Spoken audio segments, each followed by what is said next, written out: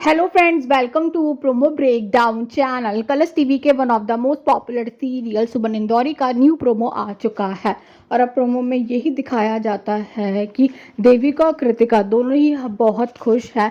देविका और कृतिका अब कहीं ना कहीं दिवाली सेलिब्रेट कर रहे हैं। जो सुमन है वो तो अब कहीं ना कहीं तीर्थ का घर छोड़कर चली गई थी और अब जो देविका है वो कृतिका से यही कह रही है कि आखिर हमारा मिशन पूरा हुआ। कृतिका, तुम्हारे पागलपन के नाटक से सुमन की परछाई भी इस घर में नहीं पड़ेगी।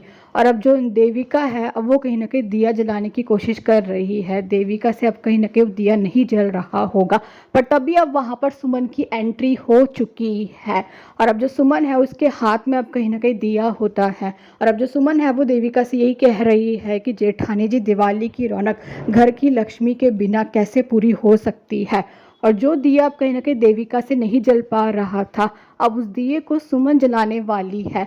और अब जो सुमन है अब वो देविका और कृतिका के सामने अब यही कह रही है कि अब होगी दिवाली धमाकेदार।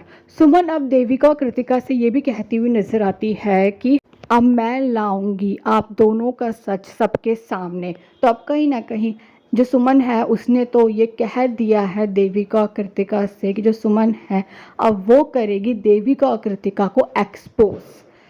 Thanks for watching this video.